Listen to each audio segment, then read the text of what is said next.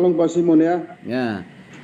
Sebelum nanti Pak Hodel, kita menambah materi dulu untuk bahan diskusi kita dalam doktrin proper atau teologi tentang Allah. Ya, sebenarnya kalau kita belajar tentang Allah ini antara menakutkan, menggentarkan, dan juga merasa siapa kita gitu. Kau belajar mengenal Allah kan gitu ya. Betul nggak itu ya? Nah, siapa kita manusia ini kok belajar mengenal Allah? Tapi bagaimanapun itu tidak bisa dihindari ya, bisa dihindari gitu ya. Kayaknya di dunia ini semua agama, keyakinan punya penguasa dalam kehidupannya yang diakui, dipercayai sebagai Allah gitu ya. Nah, sebagai Allah. Jadi tidak sedikit lah kecuali yang ateis ya. Nah, semuanya mempercayai Allah gitu, adanya Allah. Tapi menjadi masalahnya Allahnya Allah yang mana, siapa gitu. Apakah Allah itu setiap agama berbeda? Allah itu banyak. Gitu kan? Nah, itu dia. Nah, jadi tapi kenyataannya kita bisa melihat ya setiap agama berbeda ya, punya perbedaan ya tentang adanya Allah itu, mengakui adanya Allah, tapi sebagai siapa yang menjadi objek Allah, siapa menjadi Allah yang sesungguhnya itu kan gitu. Nah, ini yang kita bisa melihat satu sisi begini. Ada lagu yang mengatakannya yang sering kita nyanyikan, selidiki aku, lihat hatiku. Kita menyuruh Allah menyelidiki kita. Dan itu nampaknya lagu itu sederhana, tetapi ada ada sisi positif dan negatifnya. Yang pertama negatifnya, kita menyuruh Allah menyelidiki kita kan gitu. Ya kan gitu. Kita perintah Allah gitu. Nah, kemudian siapa kita kok memerintahkan Allah untuk menyelidiki kita kan gitu. Dan yang ketiga, lagu itu rasanya enak dinyanyikan, tetapi apakah benar kita siap diselidiki kan gitu oleh Allah? Kalau sudah diselidiki oleh Allah, itu berarti terang benderang kan? Nah, karena Allah itu adalah Allah yang sebelum kita bicara, Allah yang sudah tahu apa yang akan kita bicarakan, bagaimana sikap kita, bagaimana tindakan kita, bahkan apa yang akan kita lakukan besok Tuhan sudah tahu. Nah, sudah tahu. Nah, Allah yang seperti itu yang kita minta menyelidiki hati dan pikiran kita. Tapi ketika diselidiki melalui firman Tuhan, ya banyak orang tidak siap, malah justru protes. Ya, kalau protes hamba Tuhan itu sebenarnya protes Tuhan. Karena hamba Tuhan kan hanya menyampaikan. Ya, protes saja kepada Tuhan kan begitu ya. Nah, ini yang gini. Jadi satu sisi yang kita lihat, kita ini kok Tuhan menyuruh Tuhan menyelidiki kita. Selain apakah kita siap gitu. Manusia saja saling menyelidiki kadang-kala tidak siap. Ya, tidak siap. Ada kecurigaan, ada yang tidak suka, macam-macam gitu. Ketika sesama manusia menyelidiki, saling menyelidiki kan. Nah, itu lagi Allah. Nah, jadi kita melihat di sini, saya merenung gini. Waduh, mau belajar tentang Allah. Siapa kita? Ya kan gitu. Mungkinkah kita dapat mengenal Allah itu dengan sempurna? Karena Allah itu kita tidak lihat. Bagaimana kita bisa mengenal dan percaya kepada Allah yang kita tidak lihat? Ya, kita tidak lihat. Itu karena sulit untuk dipercaya. Kalau anak-anak bertanya itu, siapa Allah itu sebenarnya? Nah, itu kan. Jadi luar biasa.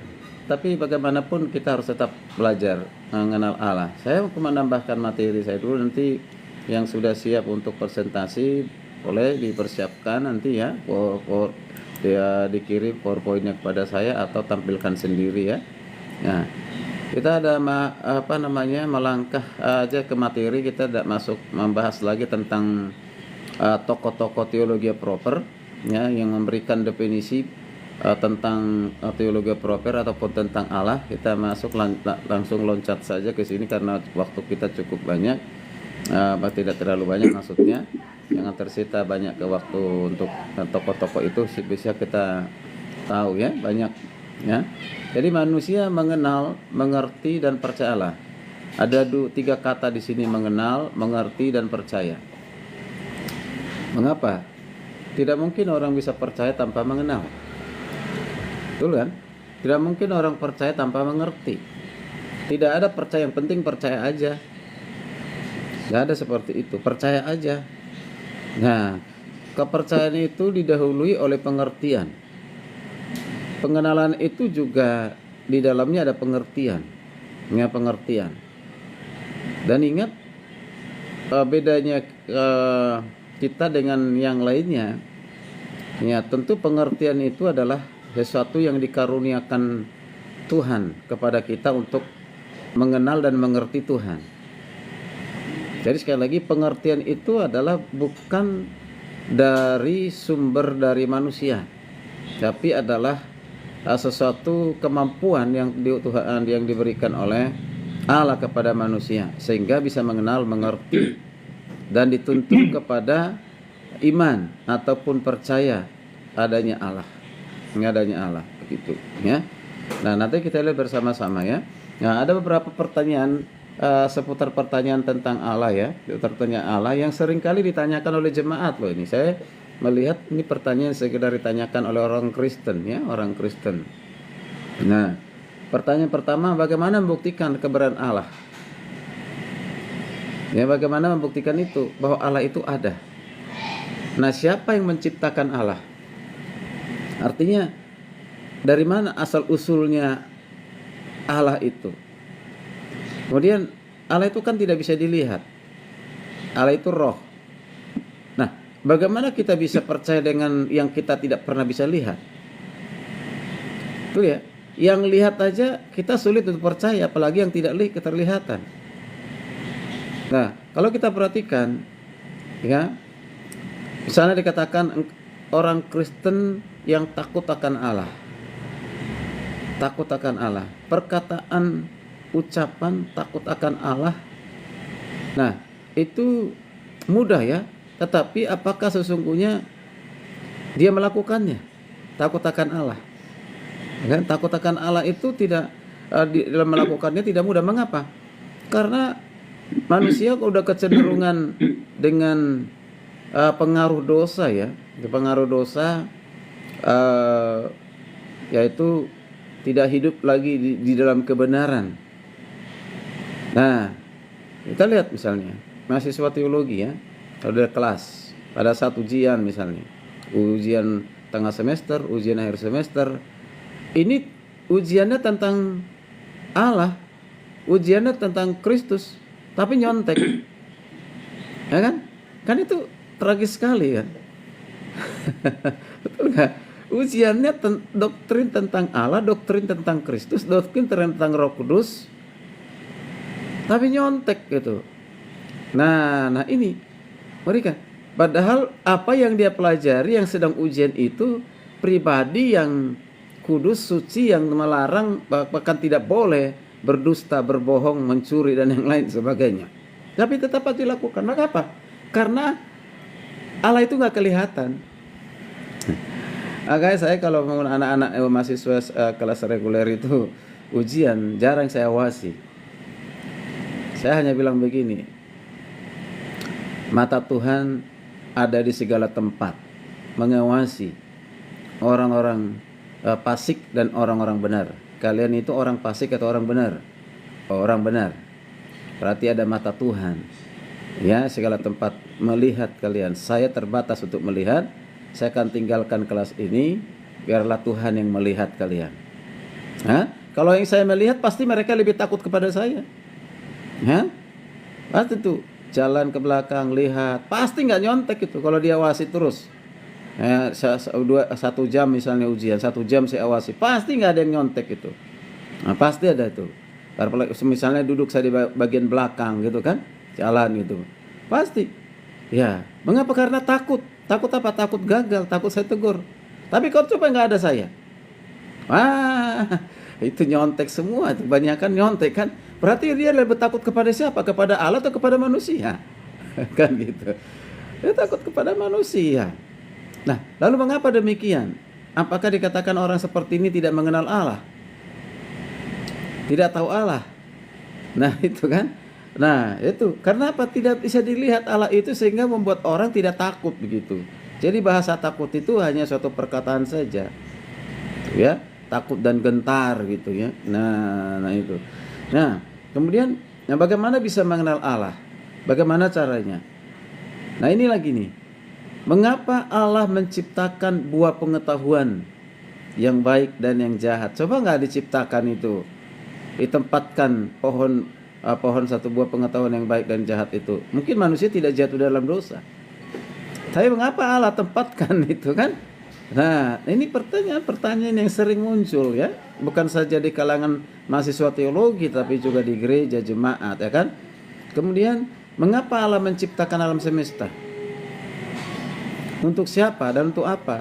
Lalu kita perhatikan ketika Tuhan menciptakan alam semesta itu, nah untuk siapa? Untuk mana? Pasti orang bilang untuk manusia. Apakah betul demikian untuk manusia? Dan ya, kemudian mengapa Allah membiarkan manusia jatuh dalam dosa?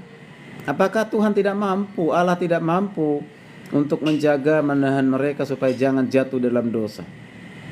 Ya? Kan Tuhan Maha Kuasa. Tuhan berkuasa untuk menahan manusia supaya jangan jatuh dalam dosa. Kemudian Tuhan juga Maha tahu bahwa Adam dan Hawa akan jatuh dalam dosa. Mengapa nggak dicegat? Ya, mengapa nggak dicegat supaya jangan jatuh dalam dosa? Ya. Nah, kemudian kita dengar manusia lebih mendengar iblis daripada Allah. Nah, pertanyaannya, apakah Allah gagal dalam hal ini? Nah, gitu kan? Apakah Allah gagal? Ya, itu. Lalu mengatakan, waduh, Tuhan itu gagal. Mengapa membiarkan iblis menggoda manusia? Ya, apakah iblis ini lebih hebat daripada firman yang Tuhan sudah sampaikan kepada Adam dan Hawa? Semua buah yang taman ini boleh kau makan kecuali buah pengetahuan yang baik dan jangan kau makan. Ketika kau makan engkau mati. Dibalik, oh enggak, ketika kau bukan mati engkau hidup, bahkan engkau seperti Allah. Ya kan, dahsyatnya. Iblis juga ternyata menggunakan firman untuk menyerang manusia, cuma dibalik firman itu kan gitu. Nah, ada nggak kita yang bisa kasih diskusi lah di antara beberapa pertanyaan ini sebelum kita masuk lebih dalam pembahasan kita? Ada nggak? Silakan Bapak Ibu. Kita ini S3 bisa banyak diskusi lah, ya kan? Kalau materi topik-topiknya kan cukup banyak di buku-buku bisa kita dapatkan kan? Tapi hal-hal yang kita temukan seperti ini, bagaimana kita siap bahas? Ibu nggak apa-apa dipilih salah satu dari pertanyaan itu yang mungkin mau ditanggapin. Silakan Bapak.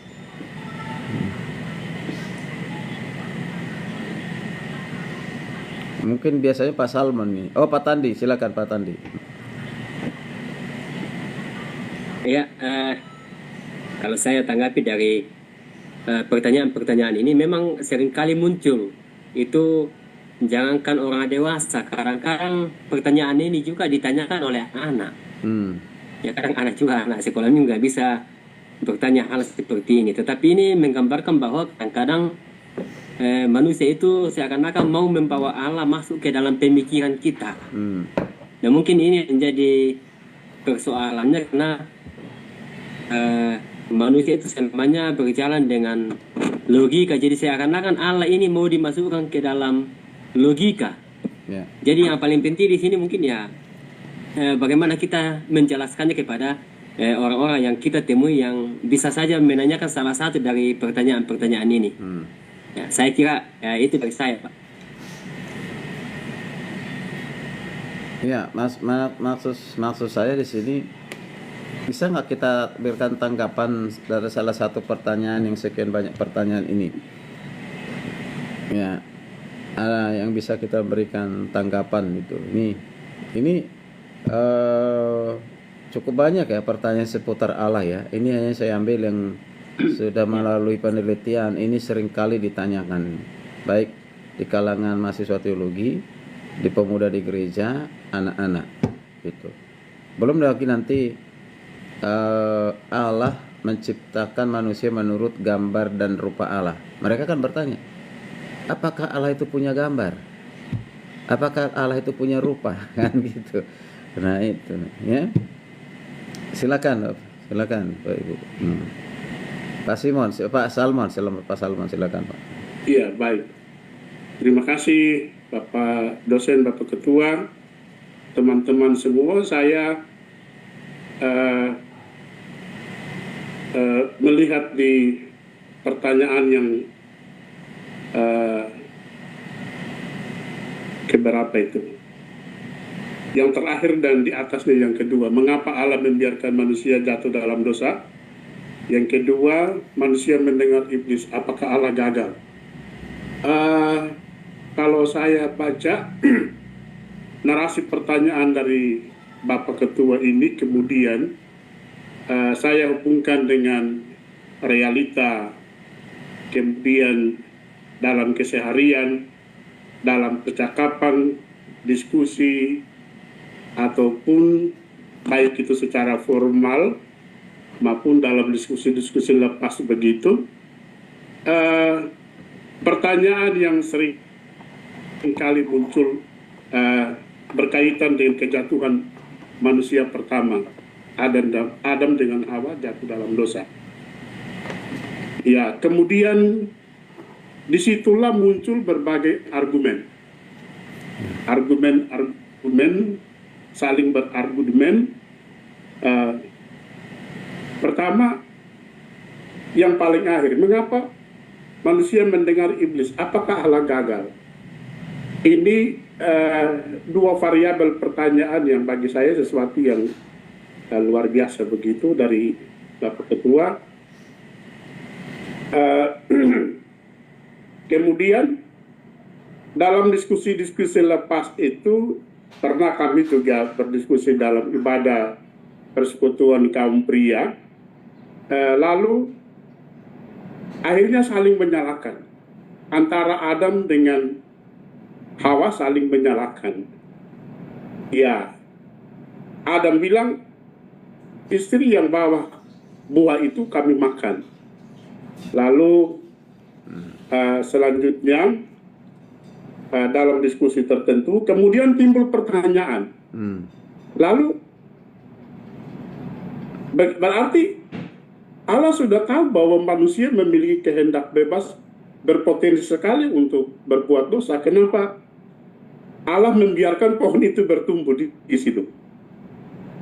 Sementara dia sudah tahu bahwa manusia memiliki kebebasan, kehendak yang sangat berpotensi untuk nanti kemudian jatuh dalam dosa. Lalu berlanjut kepada tadi, hubungan antara Adam dengan Hawa yang saling menyalahkan, bahkan sampai dengan sekarang ini pun kemudian dalam kesimpulan-kesimpulan itu ada yang mengatakan bahwa oh ya, karena itu Adam tidak melakukan fungsi dan peran dia sebagai imam dalam keluarga, tidak mengontrol istrinya, mengawasi istrinya. Nah, lalu ada yang belum begitu. Ya, kemudian ya, yang Hawa juga, bagian Hawa juga mengatakan, oh ya, karena itu dia membawa buah pohon itu, kemudian Adam juga menikmati bagian dari itu. Jadi terjadi perdebatan argumentasi yang akhirnya seolah-olah menyalahkan Tuhan. Begitu, bahwa Tuhan sudah tahu manusia ini memiliki keterbatasan, berpotensi untuk melakukan dosa, mengapa Allah menciptakan pohon itu bertumbuh di situ? Itu yang pertama. Jadi lalu di pertanyaan selanjutnya, mengapa Allah membiarkan? Jadi seolah-olah Allah tahu bahwa manusia akan jatuh ke dalam dosa, ya, sehingga dia sengaja menguji manusia itu dengan membiarkan pohon pengetahuan hal baik hal jahat itu bertumbuh di situ, kemudian manusia makan. lalu mereka diusir dari Taman Eden. Nah, itu sedikit pendapat saya, Pak Ketua. Baik, menarik ya. Iya, iya. Ya. Jadi saya lebih cenderung kalau itu dibungkam menurut argumen ini, logika berpikir saya, Bapak Ketua. Ya, jadi ya kita melihat dulu fungsi peran kita. Ya, peran suami itu kan sebagai imam dalam keluarga. Dia punya tugas untuk membimbing, ya, mengawasi, menasehati, mengarahkan. Jadi, ya, di sini peran Adam kurang berfungsi, mengontrol keberadaan istri sebagai keluarga, ya, dari situasi itu, sehingga perempuan itu memiliki kebebasan, kemudian bertemulah dengan iblis ini. Lalu ada juga yang mengatakan kenapa Hawa memberikan kesempatan kepada iblis, memberikan pendengaran untuk menerima perkataan iblis itu. Kalau engkau makan buah ini, Tuhan Allah bilang kalau manusia makan itu dia akan mati. Lalu iblis memutarbalikkan itu bahwa dia akan tidak. Tuhan Allah bilang nanti kalau kau makan ini, takut nanti kamu sama dengan Tuhan Allah. Luar biasa itu. Jadi, iya, ada ruang yang kosong yang diisi, yang iblis melihat itu sebagai kelemahan Hawa, kemudian menyerang dari itu karena ada kesempatan, memberi ruang, ada celah, ada potensi. Nah, ini juga begitu. Jadi bagi saya, lalu ini implikasi dalam keseharian kita pun demikian, bahwa ya, tugas dan tanggung jawab kita dalam keluarga sebagai imam, tentu fungsi dan peran kita, tugas dan tanggung jawab kita sebagai imam perlu dimaksimalkan untuk mengontrol semua anggota keluarga kita supaya tidak, ya, menjauhkan mereka dari hal-hal yang berpotensi membawa mereka ke dalam dosa. Ya, kemudian harus membimbing supaya, ya, tidak ada celah. Setiap hari itu harus masing-masing mempersenjatai diri dengan kebenaran, dengan firman Allah, supaya berjalan dalam kebenaran setiap saat. Terima kasih Bapak Ketua, itu pendapat saya. Baik, ya, ini nanti kalau wanita mendengar, mereka sepertinya didiskriminasi ya. Didiskriminasi. Jadi ini kan kita sebenarnya bukan lebih melihat kepada manusianya, tapi ini kita bicara tentang peran Allah dalam posisi manusia seperti itu. Memang tidak lepas ya dari manusia yang diciptakan itu, entah itu melalui Hawa atau melalui Adam, tetap aja dikatakan berdosa, jatuh dalam dosa. Nah, jatuh dalam dosa. Memang kalau penerapannya sekarang ini, memang dibilang wanita itu seolah-olah penyebab jatuhnya Adam dalam dosa, atau kalau sekarang ini penyebab laki-laki jatuh dalam dosa karena wanita. Padahal tidak selalu, kan gitu ya. Nah, tidak selalu. Bisa para wanita di dunia ini bisa marah Indonesia oleh gereja, kan gitu ya. Nah, tidak selalu demikian. Nah, persoalannya gini, Tuhan kan sudah buat peraturan tuh, ya, dan peraturan itu adalah untuk ditaati. Ya, Tuhan buat peraturan bukan untuk dilanggar, untuk ditaati, ya, ditaati. Nah, peraturan itu sekarang cukup banyak ya, peraturan pemerintah, ya, peraturan di gereja, peraturan lalu lintas, peraturan apapun, semua dibuat itu adalah untuk ditaati, dilakukan oleh manusia, ya kan? Nah, harus dilakukan. Mengapa penting itu lakukan? Itu untuk apa? Untuk kebaikan manusia, supaya manusia jangan sampai ada di dalam bahaya.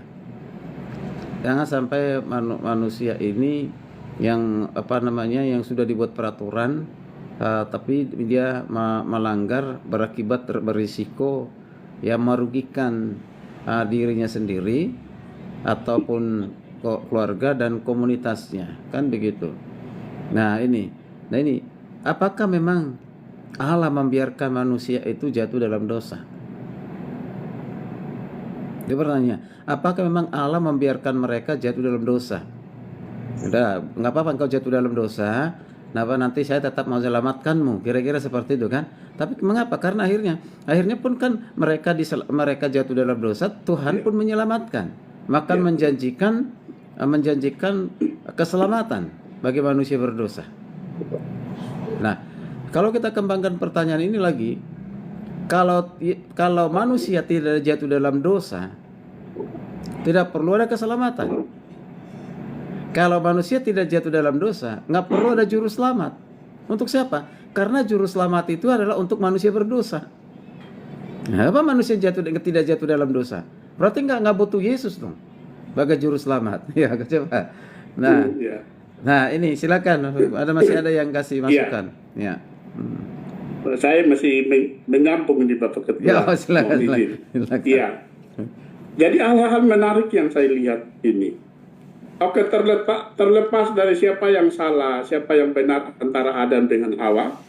Tetapi ketika mereka itu jatuh dalam dosa, mereka sudah tahu mereka sudah melanggar perintah Tuhan, mereka sudah makan buah terlarang dari Allah itu, kemudian mereka keduanya dalam keadaan telanjang, kemudian lari, bersembunyi.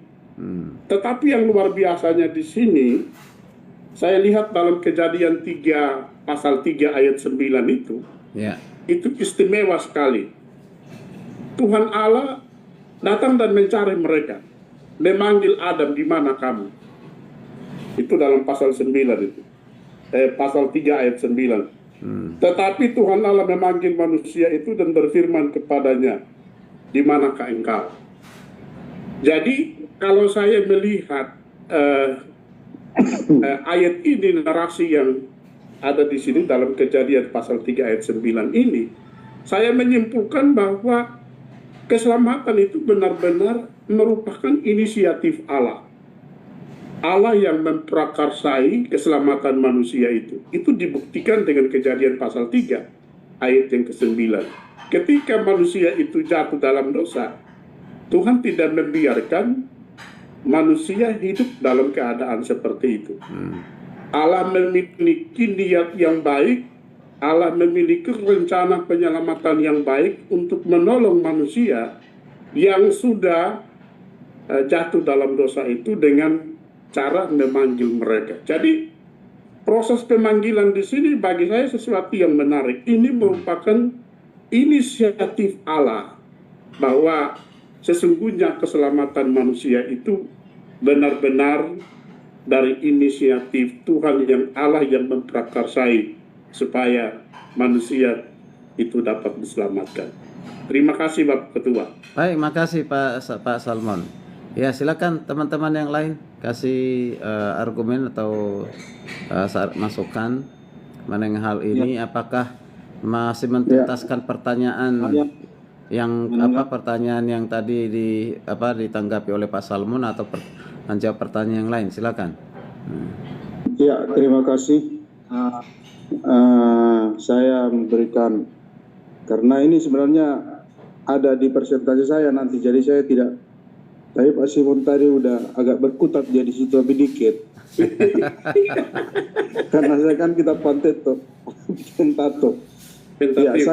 Ya, saya menanggapi siapa yang menciptakan Allah. Nah, kalau kita berbicara tentang Allah ini memang agak sangat susah kita mengungkapkannya. Tetapi kita tetap berpegang kepada firman Tuhan bahwa Dia adalah Alfa dan Omega. Dialah yang awal dan yang akhir. Jadi tidak ada yang menciptakan Allah. Ataukah Dia menciptakan dirinya sendiri juga? Bukan. Allah itu bukan ciptaan, tapi Dia pencipta. Jadi kalau disebut, ada orang yang bertanya, siapa yang menciptakan Allah? Nah, ini yang sering membuat orang tersesat. Bagi orang yang kurang percaya, ya Goyah gitu, cepat imannya. bisa rusak imannya. Tapi buat kita orang percaya kan yang sudah baca Alkitab, tidak mungkinlah segampang itu untuk menyerah. Tapi yang kita kagum dalam diri pribadi Allah ini, Dia yang awal dan yang akhir, tapi mengizinkan kita juga ikut di dalamnya. Karena kalau Allah tidak membiarkan kita, saya tidak katakan Allah kesepian, bukan. Dan keberadaan kita sangat dihargai oleh Allah. Dihargai dalam arti, Dia kan buatan tanganku. Sesuai dengan gambar dan rupa. Mungkin bukan masalah wajah ini. Bagannya saja mungkin, karena ketika saya ingat Musa bertemu dengan Allah, tapi hanya melihat punggungnya saja waktu di Gunung Sinai. Berarti modelnya Allah itu mirip seperti manusia juga. Karena dia bukan zat yang saya katakan kemarin. Susah menafsirkannya kalau itu zat. Nah, karena ke-alfa omeganya itulah yang membuat kita tak mampu untuk mengerti tentang Allah ini. Salah satu. Jadi, tidak ada yang membuat Allah ada. Tapi karena dia sudah ada dari awal. Dan dia tetap ada sampai segala sesuatu tidak ada. Ya. Itulah kunci kata-kata yang saya mau sampaikan tentang siapa yang menciptakan Allah. Terima kasih. Oke, makasih Pastor Hotel. Ya, silakan Pak Simon. Saya ya. Pak Simon Marbun tadi Ya. mau bicara sepertinya. Baik, saya mau menanggapi poin yang ini, Pak. Mengapa Allah membiarkan manusia jatuh ke dalam dosa? Nah, jadi di kalangan teologis ini yang paling banyak didiskusikan, apalagi disoroti, apalagi mahasiswa-mahasiswi S1 kan. Mengapa Allah membiarkan manusia jatuh ke dalam dosa? Harusnya Allah mencegah Adam dan Hawa untuk jatuh ke dalam dosa supaya manusia tidak mengalami penderitaan seperti yang sekarang ini, kira-kira begitu. Jadi seolah-olah akhirnya semuanya yang disalahkan adalah Tuhan. Nah, padahal ya ketika Allah menempatkan manusia ke dalam Taman Eden, di situ kan Allah sudah membuat aturan rule of the game yang harus ditaati, dituruti oleh manusia itu. Sebab kalau tidak ada keteraturan maka liarlah rakyat, kan begitu, termasuk juga manusia. Maka di situ Allah dalam hal ini ingin melihat bagaimana sejauh ketundukan daripada manusia itu kepada Allah. Karena manusia sangat berharga di hadapan Allah, berbeda dengan Alkitab mencatat bahkan lebih tinggi daripada malaikat. Malaikat jatuh langsung dibuang, sementara manusia jatuh tetap disayangi oleh Allah. Nah, jadi dari sini kenapa Allah membiarkan manusia itu jatuh ke dalam dosa? Karena yang pertama di situ bahwa kepada manusia itu kan diberikan free will, ya, hak bebas untuk memilih untuk dirinya sendiri, di mana Allah tidak mau mengambil itu. Seandainya misalnya Allah mengambil itu, maka kita semua manusia itu akan menjadi seperti robot yang sekarang yang banyak sudah diciptakan, ya, yang hanya melakukan seperti yang dilakukan oleh programmernya atau penciptanya. Tetapi kan kita berbeda, ya, dalam hal diciptakan serupa dan segambar dengan Allah. Ya, kalau dari naskah aslinya disebutkan Selem dan Demut itu sudah mewakili sebetulnya, ya, Selem dan Demut itu sudah mewakili, ya, bentuk dan kepribadian Allah di dalam diri manusia itu sudah mewakili, ya, baik secara bentuknya maupun secara akal logika berpikirnya sudah mewakili.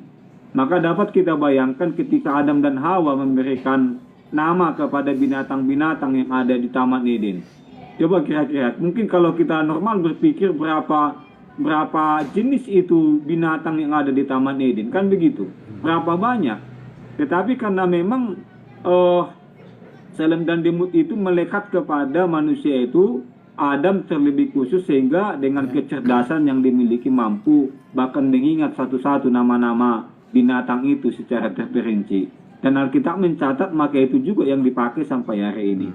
Nah, sehingga free will yang dimiliki oleh manusia itu yang tidak mau diambil alih oleh Allah, sehingga itulah yang membuat manusia itu menjadi jatuh ke dalam dosa. Walaupun sebetulnya dari kemahatauan Allah, ya, manusia itu pasti akan memilih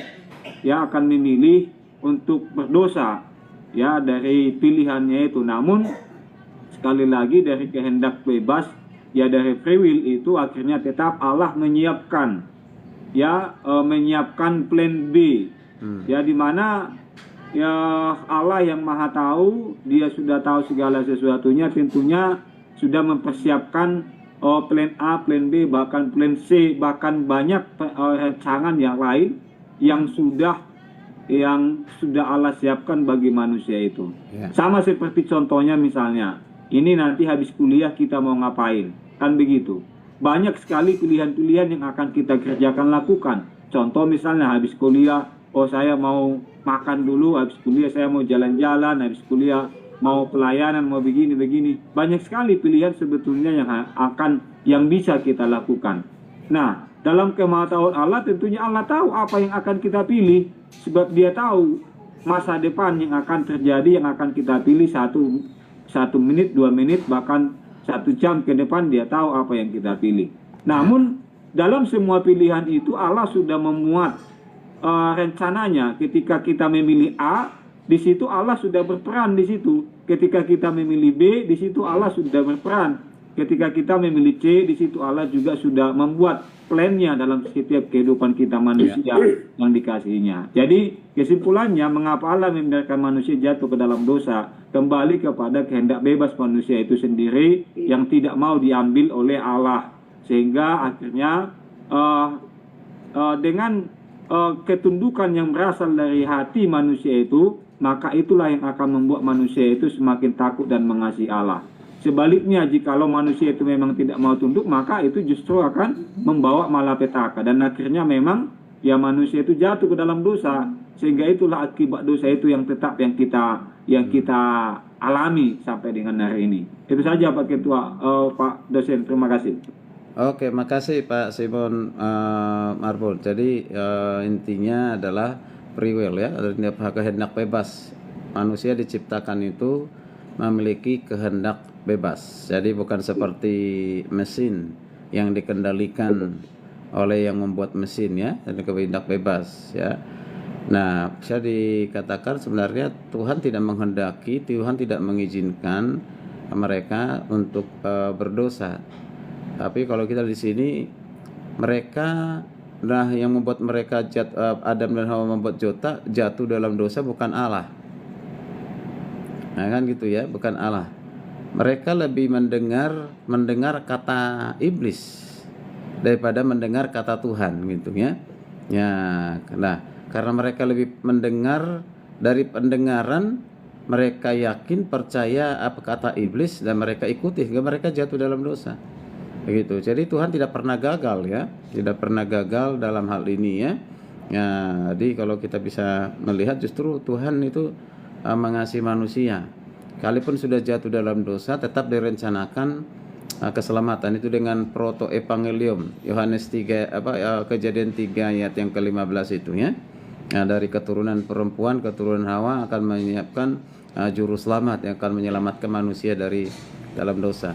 Memang Tuhan tetap Tuhan yang mengasihi, tapi juga Tuhan juga yang memberikan konsekuensi daripada dosa, yaitu hukuman disiplin, hukuman maut, ya kan?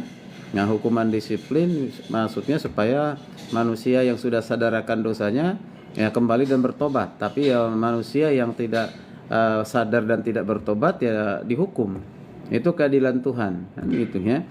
Nah, oke, baik.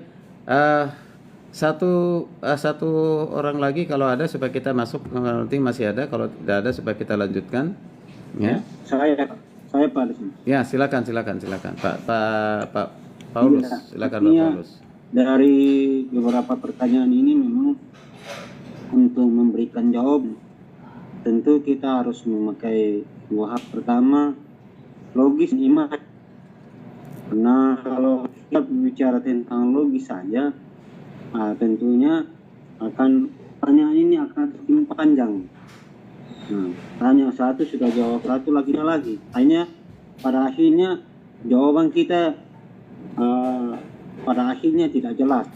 Nah, kalau kita memberi jawaban dari pertanyaan ini logis dan iman, akhirnya iman. Sehingga ketika akhir daripada iman tentunya apa yang sudah tertulis dalam kita itu kita percaya dan ini bahwa itulah arahan Tuhan sendiri untuk menciptakan dunia ini dan segala sesuatu yang akan terjadi dan apa yang sebenarnya Tuhan sudah tahu dan itulah rencana Tuhan dan kehendakan mutlak dan kita memberi Tuhan menciptakan dunia ini ya dengan memulakan Tuhan itu sendiri dari ini diciptakan Tuhan akan manusia dan Hawa mengelola dunia. Ya.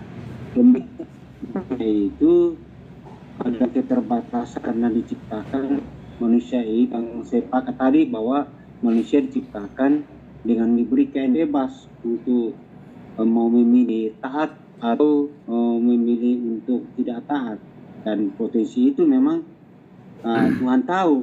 Tapi sepakat tadi bahwa Tuhan sendiri memberikan jalan suci karena manusia ini pada akhirnya kembali kepada tujuan Tuhan, rencana Tuhan semua. Ya,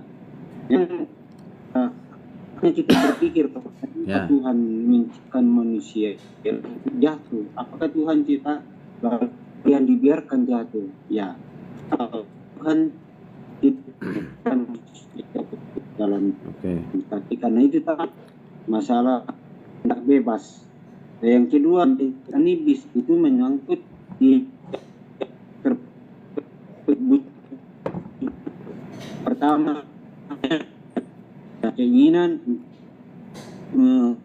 utama itu orang dalam nah itu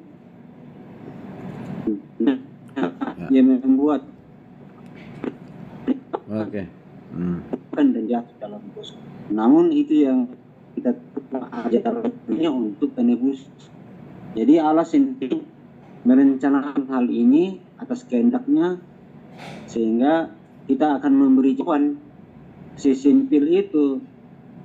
Kalau kita menguraikan satu persatu memang rumit, tetapi sesimpel kita memberi jawaban bisa macam anak-anak bertanya ya kita bisa ajar jelas pelan bahwa ternyata itu cipta manusia bukan rencanakan untuk jatuh dalam dosa, tapi semata karena pertama manusia itu diberikan bebas, bukan diciptakan seperti patung yang dikerikan, dikrol seperti dia karena mereka mendengarkan iblis karena dan ingin seperti di dalam surga. Baik. Bahwa dia beri kehendak bebas.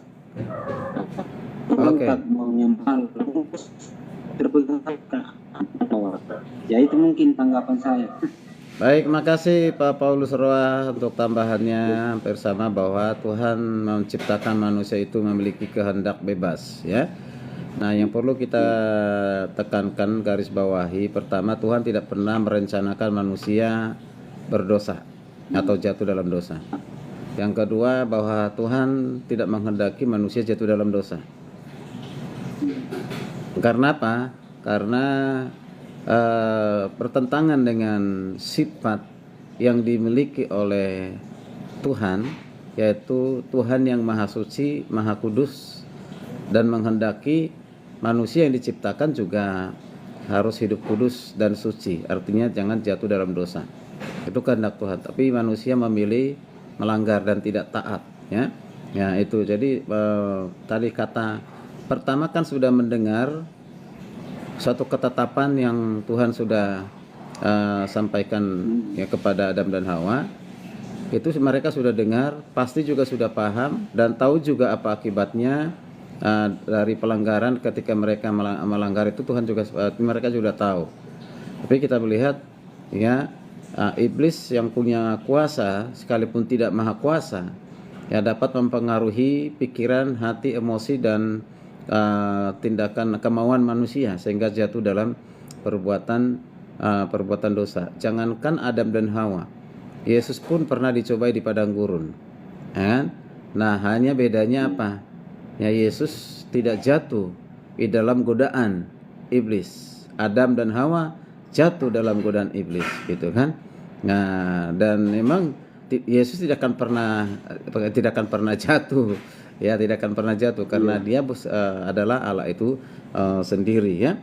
Nah, terima kasih untuk masukan dari.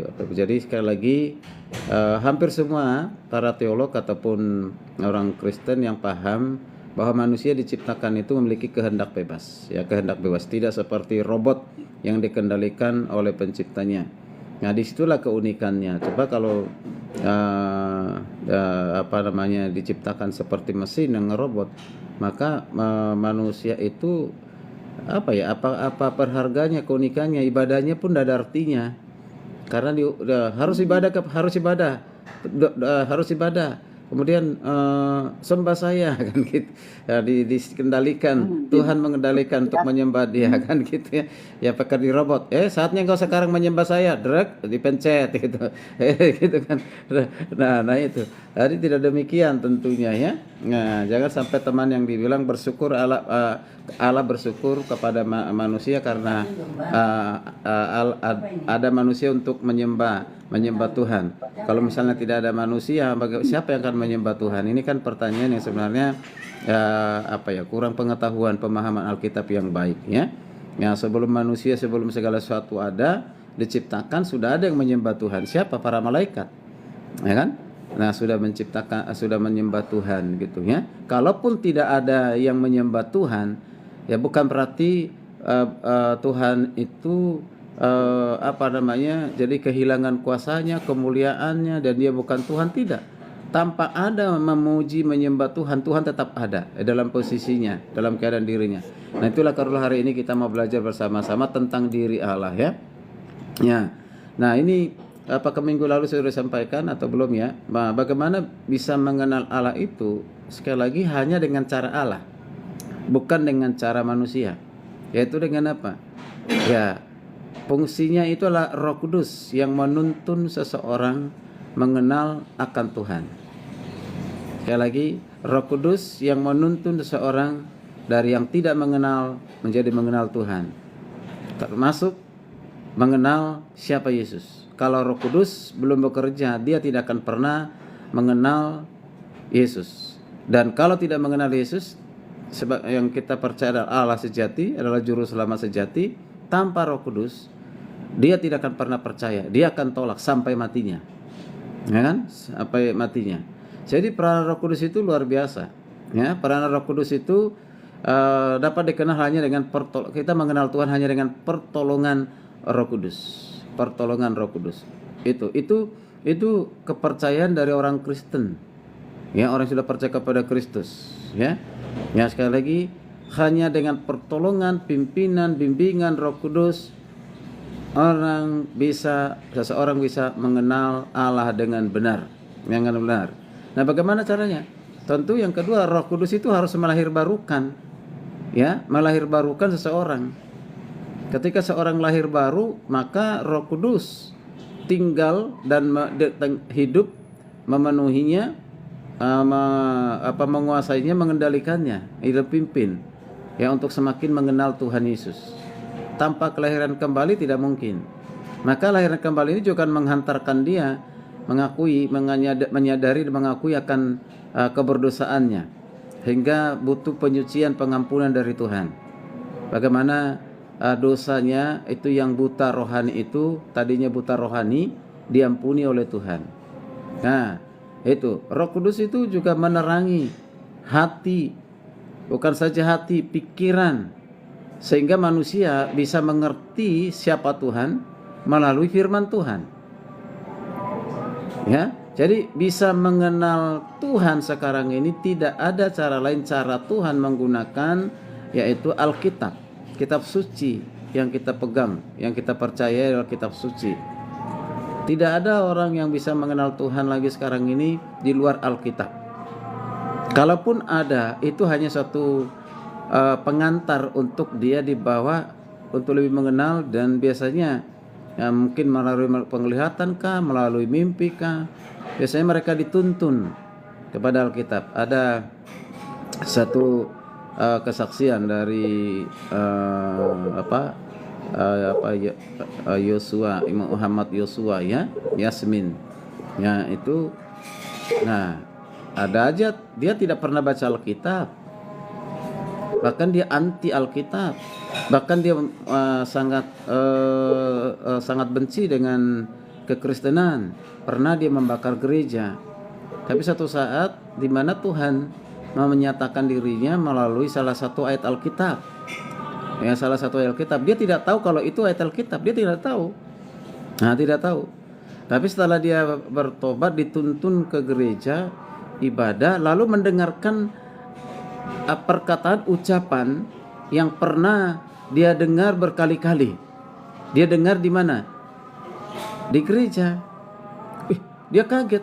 Ternyata ucapan yang saya dengar itu yaitu ada di dalam Alkitab. Nah, sehingga dia penasaran, mulai baca Alkitab. Dari situlah dituntun, akhirnya dia menjadi orang Kristen, bahkan sudah menjadi hamba Tuhan, melayani di Semarang sana ya. Nah, begitu. Jadi diterangi pikirannya, diterangi hatinya melalui apa? Melalui firman, dan tidak lepas dari pekerjaan Roh Kudus gitu. Ya, pekerjaan Roh Kudus. Kemudian hal-hal yang sulit dimengerti oleh manusia, baik orang Kristen apalagi non-Kristen, ya non-Kristen, itu apa? Ya, doktrin Allah Tritunggal. Belajar doktrin proper ataupun doktrin Allah. Nah, itu pasti ada kaitannya dengan Trinitas, Allah doktrin Tritunggal. Atau nanti saya lihat di kurikulum S3 ada atau tidak. Kalau di S2 ini ada ini. Saya juga yang mengajar ya tentang Allah, doktrin Allah Tritunggal. Kemudian, ya, bagaimana orang bisa memahami yang mengatakan Yesus Kristus itu adalah sungguh-sungguh Allah atau Allah sejati? Yesus Kristus itu adalah sungguh-sungguh manusia atau manusia sejati? Ada orang yang tidak setuju dengan mengatakan Yesus adalah 100% Allah 100%, manusia 100%. Mengapa? Karena di atas 100% masih ada. Begitu. Ya, boleh-boleh saja, silakan. Tetapi yang mau sebenarnya menekankan bahwa Yesus itu adalah benar-benar Allah sejati, dan dia juga adalah Maha sejati. Jadi dalam hal kealahan dia sehakikat dengan Allah, dalam hal kemanusiaan dia sehakikat dengan manusia. Nah, bagaimana orang bisa mengerti, memahami ini? Tidak mungkin kalau bukan dengan cara Allah, tidak mungkin kalau bukan dengan pekerjaan Roh Kudus yang menerangi hati dan pikiran dan menuntunnya, ya. Kemudian bagaimana bisa mengerti Allah tidak terbatas oleh waktu? Dan itu bisa bagaimana itu? Allah tidak terbatas dengan waktu, ruang dan waktu. Nah, itu. Nah, hanya dengan pekerjaan Roh Kudus. Oke. Nah, sekarang kita mau lanjutkan dulu bagaimana kita bisa mengenal diri Allah. Mengenal diri Allah itu pasti ada hubungannya dengan sifat-sifat yang dimiliki oleh Allah. Ya? Nah, mengenal diri Allah. Siapa Allah itu? Nah, diri Allah. Nah, kalau diri Allah atau dikatakan hakikat Allah, sebenarnya ini nggak bisa didefinisikan ya. Ya, tidak bisa didefinisikan. Bagaimana kita mendefinisikan Allah? Kan gitu ya. Itu agak sulit, bahkan bukan sulit. Dan juga diri Allah itu tidak dapat dimengerti. Ya, tidak dapat dimengerti. Nah, siapa kita manusia ini yang bisa mengerti Allah? Nah, nanti kan kita lihat apa alasannya apa? Ada nanti alasannya ya. Kemudian, tentang diri Allah itu hubungan antara diri Allah dan sifat-sifat Allah. Ini nggak bisa disifatkan. Jangan bilang Allah tersendiri, sifatnya tersendiri. Oh, sifat-sifat itu bukan Allah. Dan itu bukan diri Allah, sifat-sifat itu. Apakah seperti itu? Atau katakan, ya udah, memang itu sifat-sifat Allah itu ya berarti itu Allah sendiri. Nah, Allah sendiri. Nah, jadi tidak dapat mendapatkan pengetahuan tentang diri Allah terlepas dari penyataan Allah tentang sifat-sifatnya. Sekalipun kita sudah tahu sifat-sifat Allah, itu jangan kita mengatakan itu hanya sebagai sifat saja, sebagai kuasa saja. Oh tidak, itu udah bicara tentang diri Allah. Sekali lagi, mengetahui, memahami sifat-sifat Allah berarti kita juga itu sudah sekaligus mengenal diri Allah. Karena dengan sebutan kepada Allah, apalagi sifat-sifat yang dimiliki oleh Allah, itu sudah menyebut dirinya, ya kan? Nah nanti terlalu banyak nama-nama yang dipanggil oleh manusia kepada Allah. Ada orang bertanya, sebenarnya siapa yang memberikan nama kepada Allah? Siapa yang memberikan nama kepada Allah? Allah sendiri atau manusia? Kalau kita memperkenalkan diri kan bisa, ya, memperkenalkan diri. Nama saya adalah Adolf Bastian Butar-Butar. Itulah nama saya, sehingga nama panggilannya adalah Adolf, ya kan? Atau nama belakangnya Butar-Butar, ya kan? Saya perkenalkan diri. Apakah pernah Tuhan memperkenalkan diri, mengatakan, "Akulah Allah"? Ya kan? Apakah pernah Tuhan memperkenalkan dirinya, "Akulah Allah, namaku adalah Allah"? Ya kan? Atau namaku adalah Yahweh. Nah itu. Apakah pernah ya Tuhan memperkenalkan diri dengan cara demikian? Begitu seperti kita memperkenalkan diri. Ya. Nah. Oke, jadi kita bisa mengenal Allah tentu melalui sifat-sifatnya. Sekali lagi, maka sifat-sifat itu tidak boleh dianggap sebagai hanya komponen-komponen yang membentuk Allah. Tidak bisa. Nah, jadi bukan komponen, tapi itu adalah Allah sendiri. Nah, kita juga tidak boleh beranggapan bahwa hakikat Allah ada lebih dulu daripada sifat-sifatnya, lalu sifat-sifatnya ditambahkan kepada Allah. Jadi gini, Allah lebih dulu ada, Tuhan lebih dulu ada. Ya, itu dirinya sendiri. Belum ada sifat, belum ada sifat-sifat. Nah, lalu baru ditambahkan sifat-sifat itu kepada Allah. Itu tidak boleh. Tidak demikian. Kan? Nah, jadi yang benar adalah diri Allah sudah ada dalam, tadi sudah dikatakan sebelum segala sesuatu ada, bahkan dia tidak ada awal, tidak ada akhir, dan tidak diciptakan. Nah, sifat Allah itu tidak bisa dipisahkan atau sesuatu itu ditambahkan kepada diri Allah. Nah, ini ada bahayanya, itu ada yang mengajarkan seperti itu, terutama kepada pribadi kedua, kepada Yesus. Yesus itu sesungguhnya manusia biasa seperti kita. Dia tidak punya apa-apa, tidak punya kemuliaan, tidak punya kuasa. Kan? Nah, dia tidak bisa melakukan mujizat. Dia tidak bisa memberikan orang 5.000 orang makan. Dia nggak mungkin bisa berjalan di atas air.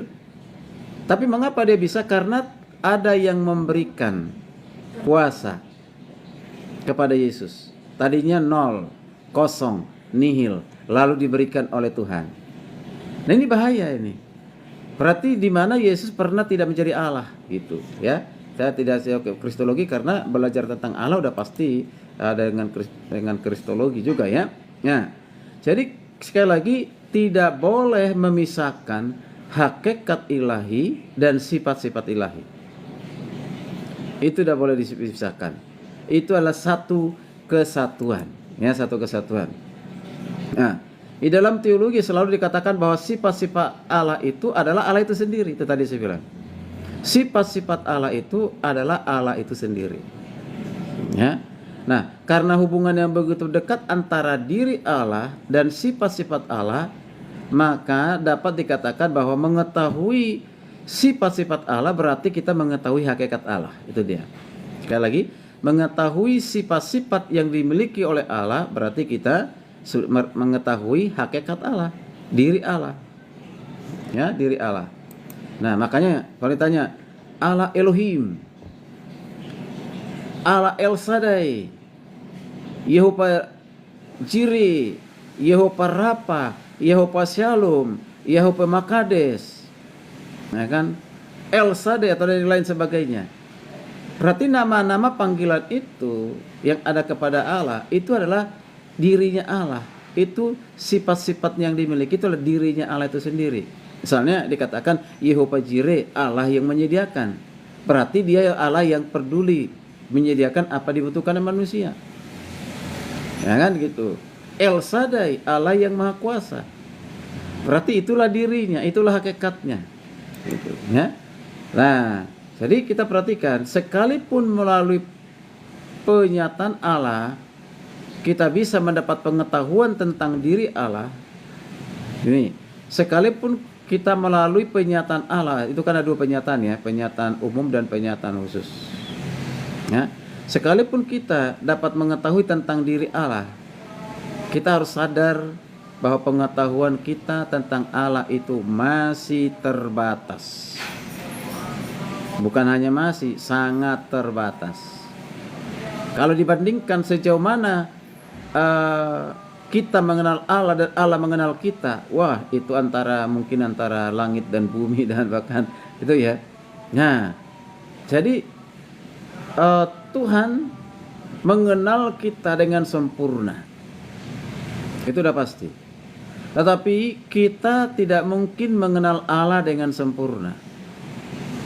Kalau ada manusia mampu mengenal Allah dengan sempurna, maka saya mengatakan itu bukan Allah. Berarti Allah buatan manusia. Allah yang dibatasi oleh manusia dengan pikiran yang terbatas itu, kan gitu ya. Nah, jadi nggak mungkin. Ya, tak mungkin. Terbatas ya. Mengapa demikian? Ada pertanyaan, ada beberapa alasannya, ya. Yang pertama, karena dalam penyataannya Allah, bahkan dalam penyataan khusus sekalipun, Allah tidak menyatakan dirinya secara keseluruhan. Tidak. Masih ada banyak yang dirahasiakan. Ya, masih banyak yang dirahasiakan oleh Allah. Lalu kapan kita mengetahui itu? Maka Paulus pun mengatakan masih banyak rahasia yang belum disingkapkan ya oleh Tuhan kepada manusia. Ya, tetapi dengan apa yang sudah tertulis dalam perjanjian lama, perjanjian baru itu sudah lebih dari cukup ya menuntun manusia untuk mengenal Allah. Ya, mengenal Allah. Ya, mengenal Allah. Tapi terbatas. Ya, terbatas. Nah, itu yang pertama. Alasan yang kedua. Ya, yang kedua, mengapa? Karena pikiran kita terbatas sehingga tidak bisa mengerti penyataan Allah dengan sempurna. Jadi manusia harus sadar pikirannya terbatas. Mau coba mengerti, memahami Allah yang tidak terbatas.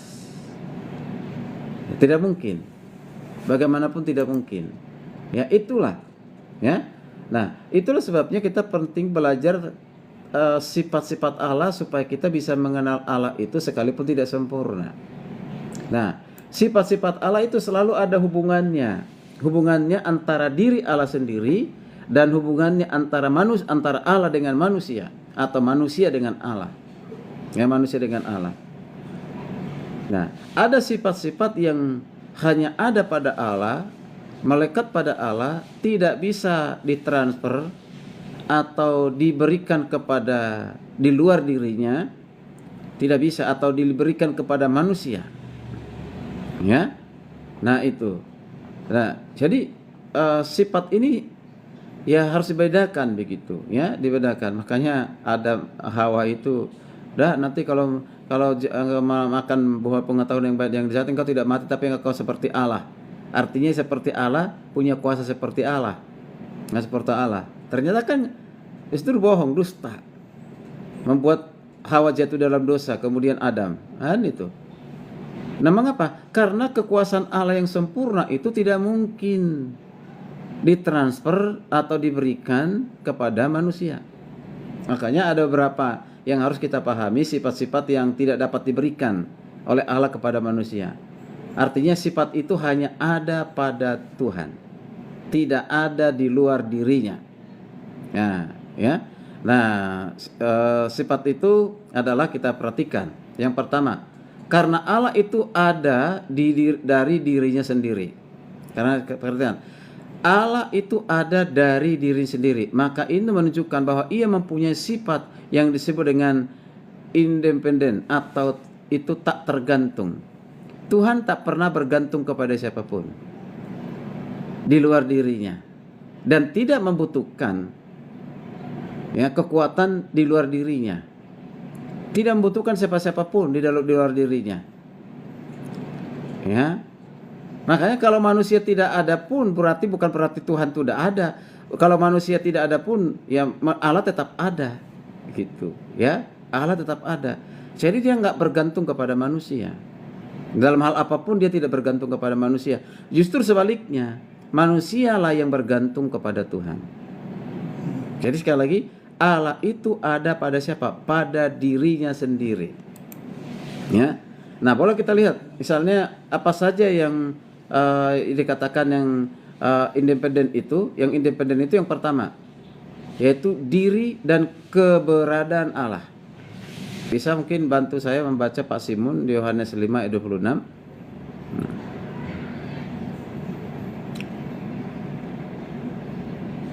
Silakan.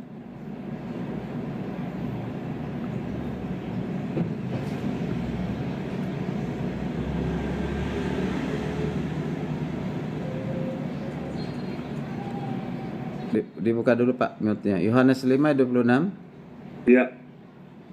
Sebab sama seperti Bapa mempunyai hidup dalam dirinya sendiri, demikian juga diberikannya anak mempunyai hidup dalam dirinya sendiri. Ya, mempunyai hidup dalam dirinya sendiri. Itu Bapa dan juga dikatakan anak. Nah, maka harus kita tolak ajaran yang mengatakan hidup Yesus itu bergantung kepada Allah. Alkitab tadi menjelaskan Yesus Kristus dia memiliki hidupnya sendiri, bukan bergantung kepada yang lain. Karena dia adalah Allah itu sendiri. Ya. Berikutnya. Nah, Tuhan memiliki sifat-sifat dan banyak sifat-sifatnya. Maha kuasa, maha tahu, maha hadir dan yang lain sebagainya. Nah, sifat-sifat ini bukan bersumber di luar dirinya atau pemberian di luar dirinya. Tidak. Sifat-sifat itu benar-benar adalah independen, ada pada dirinya. Ya, ada pada dirinya. Ini yang luar biasa. Ya. Nah, kemudian kita perhatikan lagi, ada ketetapannya, ada rencananya, itu pun itu bukan tergantung kepada orang lain ataupun ciptaan. Kalau Tuhan berketetapan, kalau Tuhan mempunyai rencana, itu adalah dari Tuhan itu sendiri.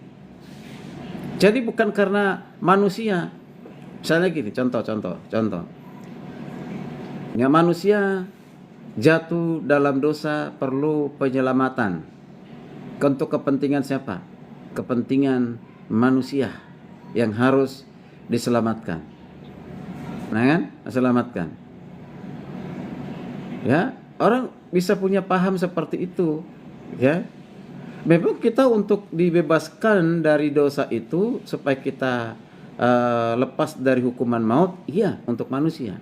Tapi ingat, ketika Tuhan melakukan itu bukan karena dorongan manusia, permintaan manusia. Bukan Adam dan Hawa yang meminta. Bukan. Ya, lihat ketika jatuh dalam dosa yang mencari Tuhan, mencari siapa? Adam dan Hawa atau Tuhan? Tapi Tuhan yang mencari Adam, di manakah engkau? Ya kan? Nah itu. Tuhan yang mencari manusia, bukan manusia yang mencari Tuhan. Nah, jadi rencana penyelamatan itu bukan didorong oleh manusia tetapi adalah inisiatif dari Allah. Kemudian yang berikutnya adalah kehendaknya. Kehendaknya itu bebas dari Allah sendiri tanpa harus dipengaruhi disebabkan oleh oknum atau siapapun di luar dirinya. Dia punya kehendak, kita nggak bisa atur. Manusia tidak bisa atur kehendak Tuhan. Ya, ya. Kalau udah kehendak Tuhan harus dihukum, dihukum. Kalau kehendak Tuhan harus selamatkan, ya diselamatkan. Ya kan? Nah, kalau kehendak Tuhan mengasihi manusia, kita nggak bisa protes. Atau mungkin dia tadinya penjahat yang luar biasa, sudah banyak membunuh orang, tapi dipilih diselamatkan oleh Tuhan. Itu kedaulatan Tuhan, kita nggak bisa larang. Oh jangan Tuhan, yang seperti Yunus ya. Seperti Yunus diutus ke Niniwe. Ya, Yunus tidak mau. Pertanyaannya, mengapa Yunus tidak mau? Karena Yunus tahu bahwa Niniwe itu adalah musuh bubuyutan bangsa Israel dan dianggap adalah manusia jahat, manusia berdosa. Ya, Yunus mau supaya mereka ya udah nggak usah diselamatkan, dihukum aja, dihukum. Nah itulah sebabnya Yunus ini tidak rela, ya, Tuhan mengasihi mereka supaya mereka bertobat begitu. Nah itu akhirnya dia lari dari panggilan itu. Tapi Tuhan proses, harus ke sana. Karena Niniwe sekalipun manusia berdosa, manusia jahat, dikasih oleh Tuhan manusianya, dikasih, dibenci dosanya. Supaya apa? Bertobat. Akhirnya kan Niniwe bertobat, dari kejahatannya. Gitu. Ya. Yunus lah yang kalau dikatakan ya bisa dikatakan dalam tanda kutip tidak bersukacita. Dalam tanda kutip ini tidak bersukacita ketika Niniwe bertobat, gitu, ya, tidak rela hatinya, ya kan gitu ya.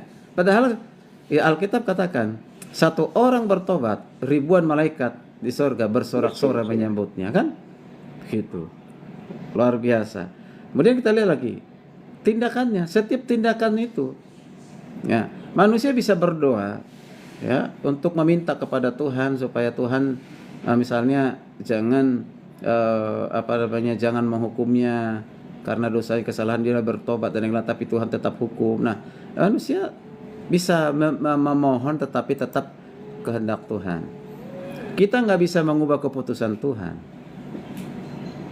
Ya, ada orang yang berdoa begitu. Ya, mari kita berdoa supaya Tuhan ya mengubah keputusannya. Ya kan itu. Nah siapa kita kok kita bisa mengubah keputusan Tuhan? Ya, tidak mungkin. Ya.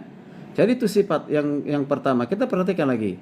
Nah yang disebut dengan sifat ada dari dirinya sendiri. Ada dari dirinya sendiri.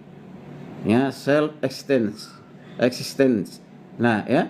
Nah perhatikan. Karena Allah adalah satu-satunya mempunyai ada dari dirinya sendiri dan segala sesuatu yang lain di luar diri Allah ada hanya melalui Dia dipeliharanya.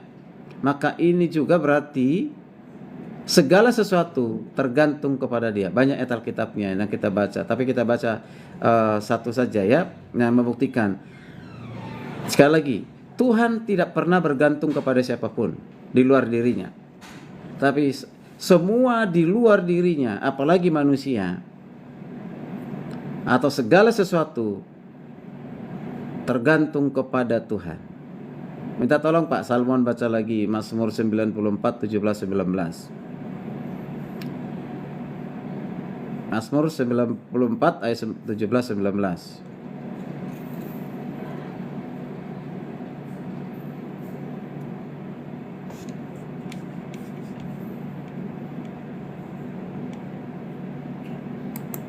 Nah, tolong tambah air minum tak?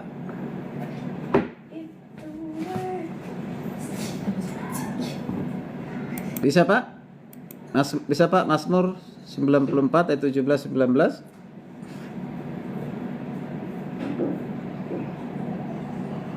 Dibuka dulu Pak, mute-nya, kap aluminiumnya belum dibuka Pak. Maaf, iya. Mazmur 94 ayat 17 sampai 19 ya. Ya. Jika bukan Tuhan yang menolong aku, nyaris aku diam di tempat sembunyi, di tempat sunyi. Ketika aku berpikir, kakiku goyang, maka kasih setiamu ya Tuhan menyokong aku. Apabila bertambah banyak pikiran dalam batinku, penghiburanmu menyenangkan jiwaku. Ya, kalau kita perhatikan perkataan itu pemazmur menunjukkan ketergantungannya kepada Tuhan. Jadi tidak bisa berbuat apa-apa tanpa Tuhan. Sederhananya begitu. Itulah sebabnya manusia ini sebenarnya tidak perlu sombong ya, tidak boleh sombong. Mau memiliki apapun, dia pejabat, dia kaya, dia punya segala-galanya secara materi di dunia ini. Jangan sombong. Mengapa? Karena itu semua milik Allah. Dalam waktu detik, hitungan detik itu bisa hilang semua, hancur semua. Nah, kan? Itu. Tapi orang yang sombong itu sebenarnya orang yang tidak mengenal Allah dengan benar ya. Kalau orang yang mengenal Allah dengan benar akan melihat segala sesuatu yang dimiliki itu adalah titipan Tuhan, diterima untuk dinikmati dan dibagikan kepada orang lain begitu. Ya. Nah itu sangat-sangat jelas sekali. Ya. Nah coba kita baca dulu Pak Ibrani 1 Perjanjian Baru, Ibrani 1 ayat 3. Ibrani 1 ayat 3. Ibrani 1 ayat 3. Ini sangat-sangat mendukung ya pernyataan bahwa segala sesuatu tergantung kepada Dia, pada Tuhan. Silakan. Ya. Ibrani 1 ayat 3. Ya. Ibrani 1, kitab Ibrani pasal 1 ayat 3. Ia adalah cahaya kemuliaan Allah dan gambar wujud Allah, dan menopang segala yang ada dengan firman-Nya yang penuh kekuasaan. Menopang. Ya kata ia menopang segala sesuatu. Ya. Sesuatu. Nah itu ya. Nah, jadi bukan Allah bergantung kepada manusia, tetapi Allah menopang segala sesuatu.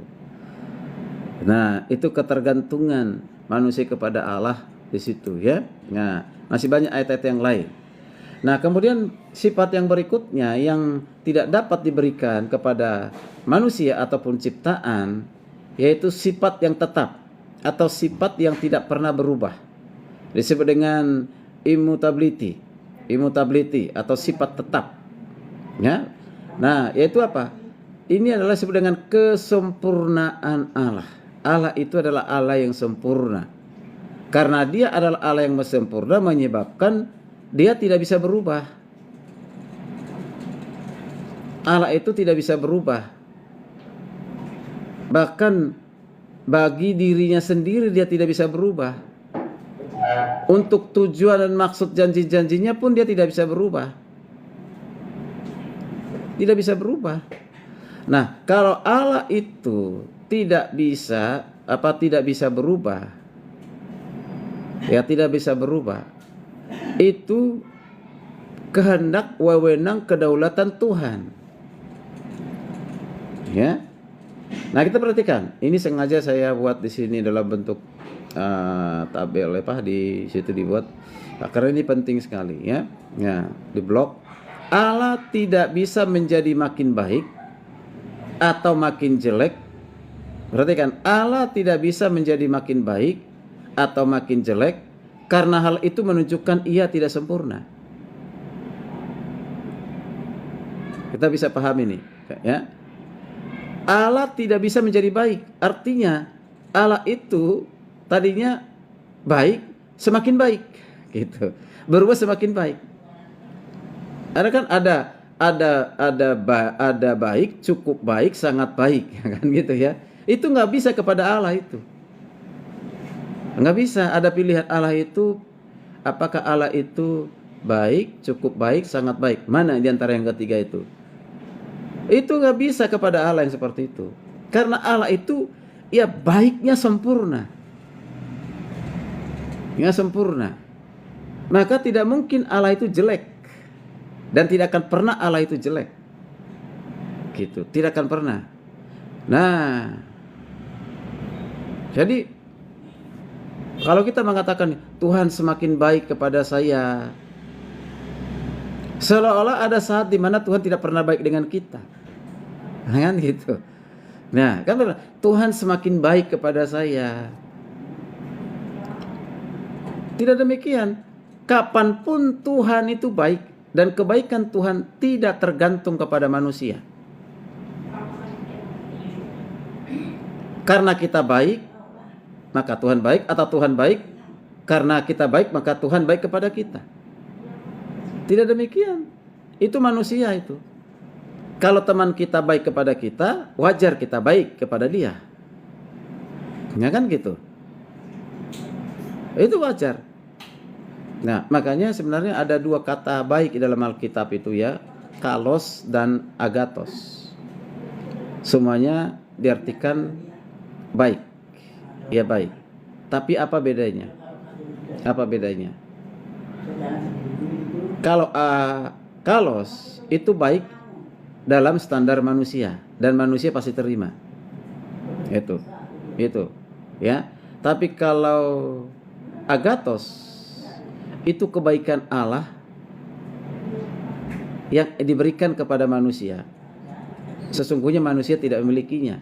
Maka disebut sebagai agatos, yaitu kebaikan yang tidak menuntut balas.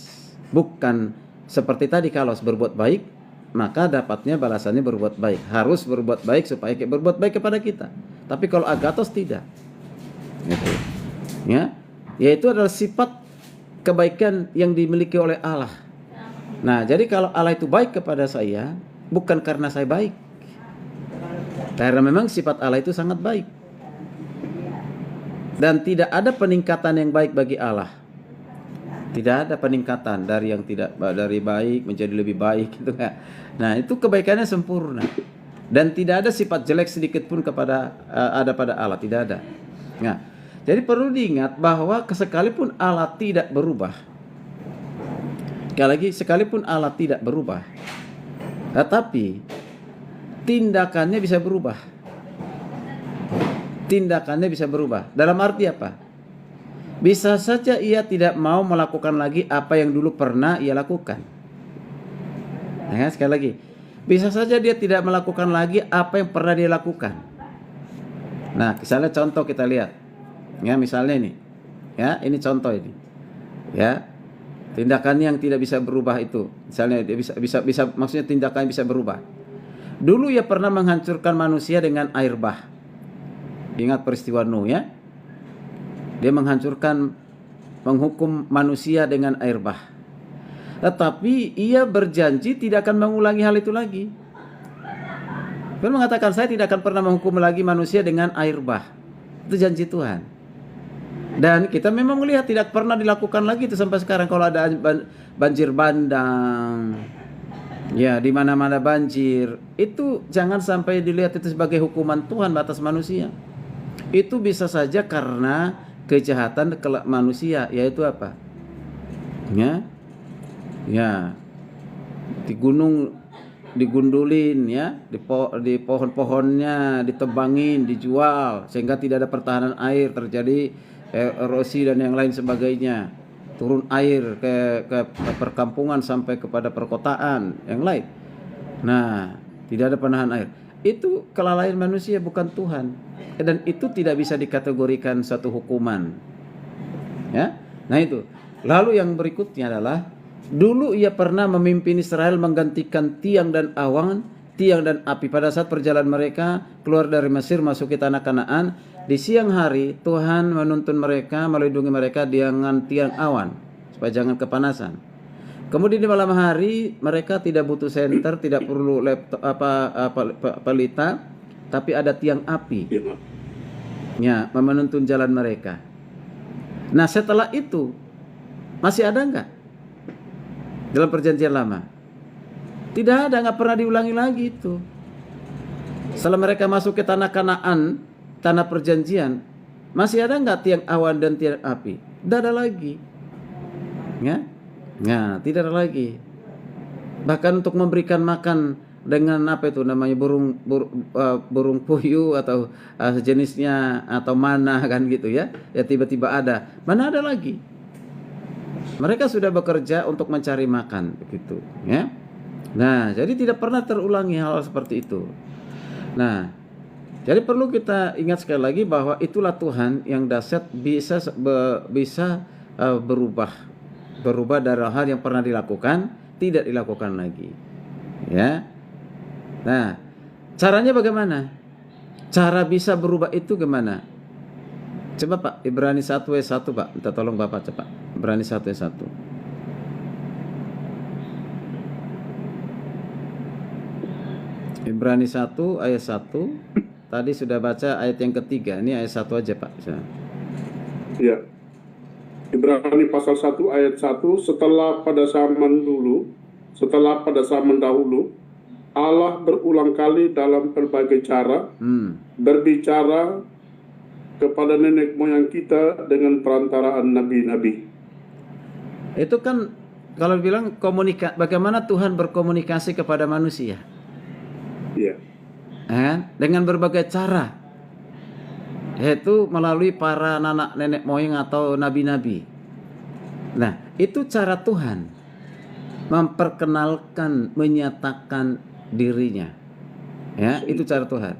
Nah, karena itu jangan menggunakan ketidakbisaan berubah Allah itu. Kan sekarang coba ini, apakah sekarang ini Allah masih berbicara dengan cara itu? Dengan cara itu? Tidak lagi kan? Nah, tidak lagi dengan cara nabi-nabi, nenek moyang kan gitu ya. Nah, jadi Tuhan sudah mempersiapkan orang-orang ya, orang-orang sekarang ini bagaimana berbicara kepada dia melalui firman Alkitab, kitab suci yang kita miliki itu, ya. Nah, jadi sekali lagi, nah, sebagai dasar untuk berkata bahwa kalau dulu ia membangkitkan orang mati, sekarang ia pasti juga membangkitkan orang mati. Kalau dulu ia berfirman dengan menggunakan mimpi, maka mimpi atau melalui malaikat, maka sekarang ia pasti melakukan hal yang sama. Ini tentu salah. Ini seringkali di pengkhotbah ya, di pengkhotbah pendeta mengatakan Allah kita tidak pernah berubah, nah, gitu kan? Nah, kan? Kalau dulu dia dapat membangkitkan orang mati, maka sekarang pun dia dapat membangkitkan orang mati. Nah, ya kan? Lalu kita mau coba, hai engkau yang sudah mati, bangkitlah. Jadi bukan lagi kita tidak lagi ke pemakaman gitu ya, supaya apa? Dia udah bangkit gitu. Ternyata nggak bangkit begitu. Nah, bahkan ada orang yang sakit dan kita menginginkan sembuh dari sakitnya. Dia kembali sembuh dengan sempurna. Lalu kita berdoa. Berdoanya apa? Kuasa Tuhan yang dahsyat tidak pernah berubah dulu, sekarang, sampai selama-lamanya. Dan kuasa yang sama itu akan menyembuhkanmu dan engkau bangkit dari segala sakit penyakitmu, maka engkau sembuh. Ternyata mati. Salah di mana? Kita kurang beriman, kurang berpuasa, ya kan gitu. Atau yang sakit itu, yang jadi sudah mati itu kurang beriman. Nah, ini kalau nggak ada hikmat Tuhan, seringkali kita menyalahkan diri kita sendiri sebagai pendoa. Oh, dosa apa yang saya lakukan? Ini saya doakan bukannya sembuh malah mati, ya kan? Seolah-olah kita yang menentukan Tuhan, dia harus sembuh, gitu kan? Tetap kehendak Tuhan. Bisa katakan Tuhan, kerinduan kami masih menginginkan, menghendaki ibu ini sembuh dari sakitnya, tapi biarlah kehendak Tuhan yang jadi.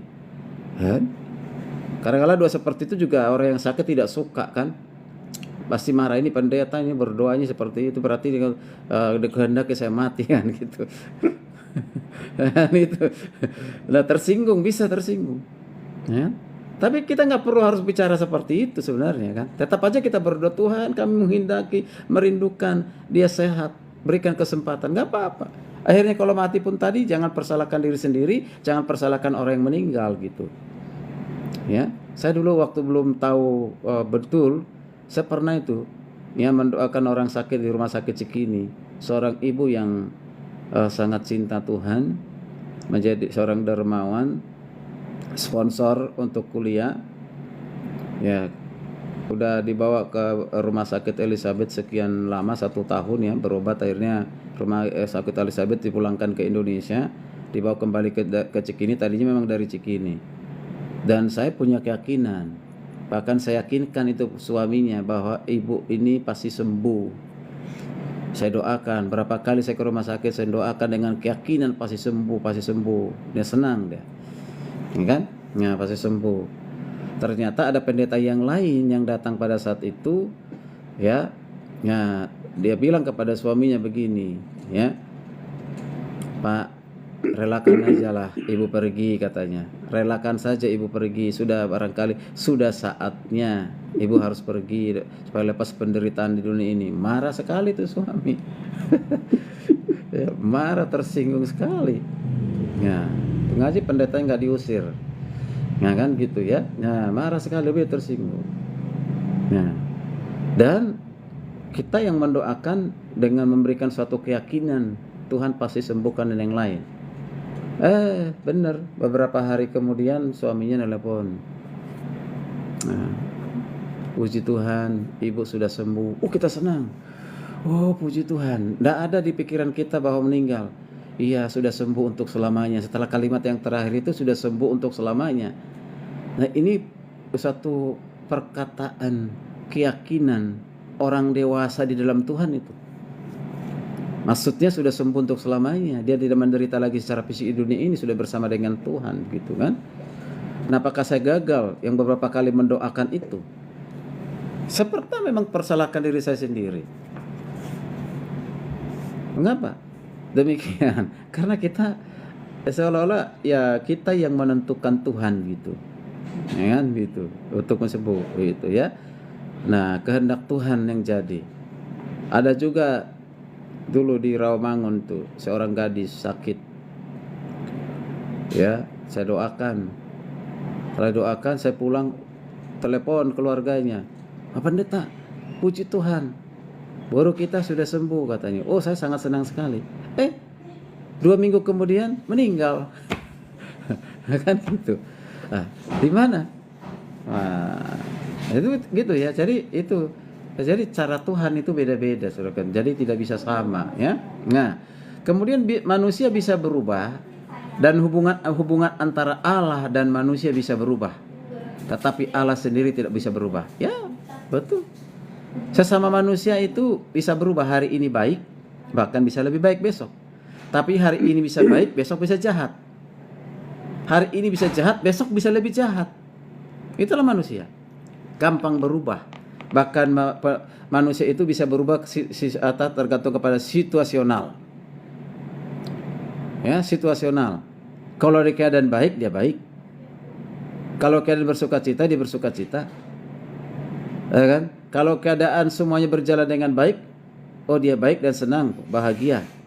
Tapi coba kalau diizinkan ada kesusahan, penderitaan, kegagalan, bahkan ada ditinggalkan oleh yang dikasihi untuk selamanya, apakah dia bisa tetap tegar, kuat, dan baik? Bisa berubah. Ya, bisa berubah. Jarang lah. Misalnya gini, ada dia pemimpin puji-pujian atau dia pelayan firman Tuhan, khotbah, ya, istrinya ataupun mungkin orang tuanya meninggal, lalu sudah ada di belum pemukiman, ada di rumah duka, ditinggalkan rumah duka, lalu dia berkhotbah di gereja, ya, dikasih tahu bahwa saat ini bapak saya ya sudah dipanggil Tuhan, saat ini ada di rumah duka. Kalau ada seperti itu, hebat, luar biasa. Atau dia menjadi worship leader dengan semangat tetap memuji dalam kondisi bahwa dia sedang berduka, mamanya meninggal, lalu dia dapat jadwal worship leader gitu kan, worship leader, dia dengan semangat sukacita. Kalau dia seperti itu, hebat, luar biasa. Tapi jarang, sangat jarang, kan gitu ya. Itulah manusia, bisa berubah oleh karena situasi, tapi Tuhan tidak pernah berubah karena situasi, ya. Kemudian sifat yang lain yang bisa dapat diberikan itu adalah disebut dengan sifat ketidakterbatasan Allah, atau disebut dengan sifat infinity. Ini berapa? Kesempurnaan yang mutlak dimiliki oleh Allah. Kesempurnaannya menjadi sifat dari semua sifat-sifat yang diberikan, dari semua sifat-sifat yang ada padanya. Ini adalah sifat yang menunjukkan ketidakterbatasan. Jadi kuasa Allah, kesucian Allah, pengetahuan Allah, hikmat Allah, kasih dan kebenaran Allah itu sempurna. Sempurna. Ya, tidak bisa didefinisikanlah kesempurnaan itu. Jadi tidak ada pengetahuan Allah itu berkurang atau bertambah. Tidak ada hikmat Allah itu berkurang atau bertambah. Tidak ada kasih Allah itu berkurang atau bertambah. Tidak ada kasih Allah itu, kesucian Allah itu bertambah atau berkurang. Tidak ada. Dan dia tidak terbatas, ya kan? Nah, jadi kesempurnaannya adalah menyebabkan ia tidak mempunyai batas ataupun tidak ada cacat celah pada Tuhan. Tidak ada. Nah, sifat infinity itu, ketidakterbatasan itu diantaranya apa?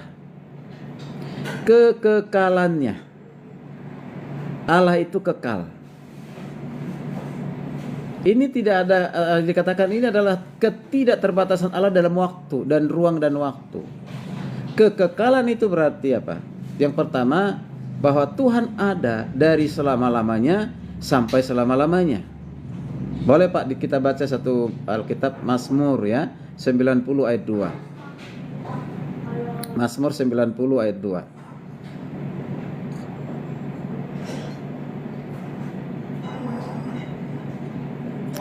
Silakan.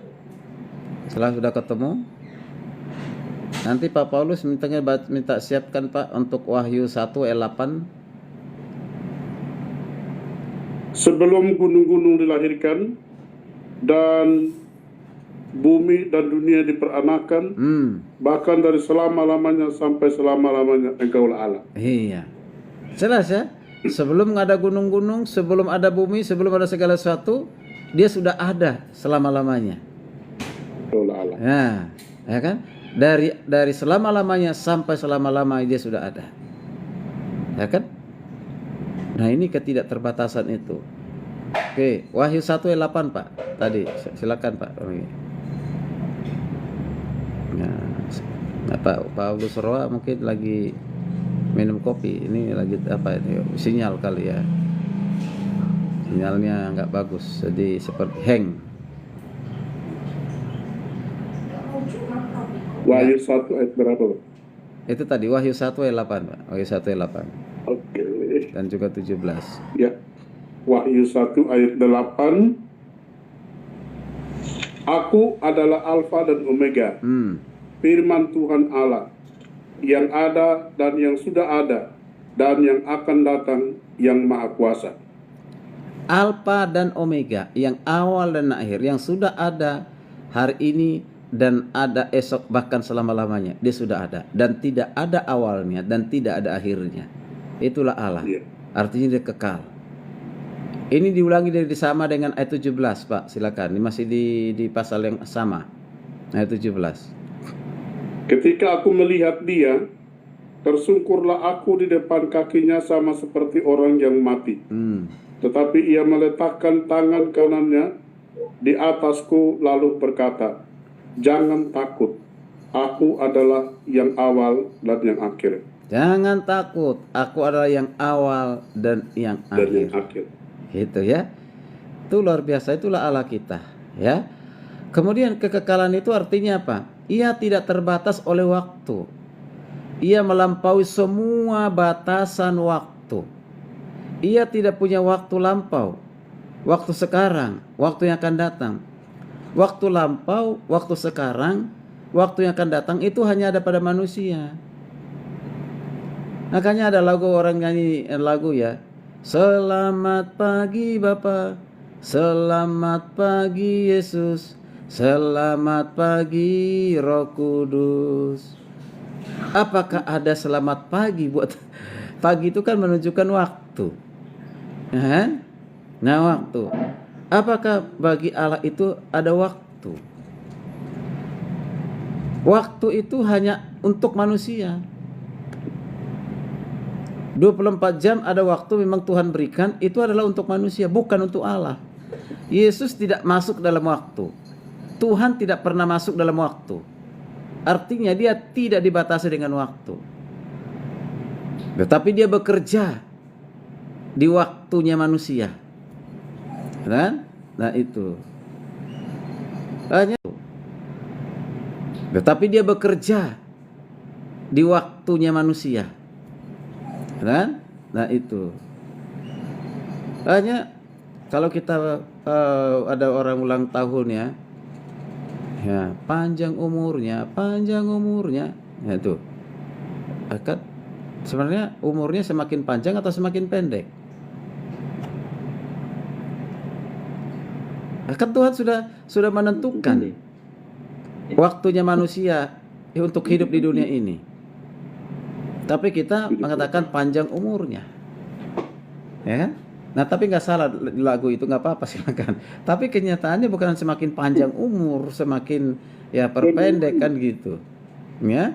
Nah itu untuk manusia itu, untuk Allah tidak ada, ya kan? Nah makanya ada pemikiran begini, pandangan. Kok ada ulang tahunnya Tuhan? Gitu. Berarti ada waktunya. Nanti Yesus katanya, Yesus itu Tuhan berulang tahun tanggal 25 Desember. Nah, berulang tahun berarti dia dibatasi dengan waktu dong. Nah, kan gitu. Nah, bagaimana kita menanggapi hal seperti itu kan?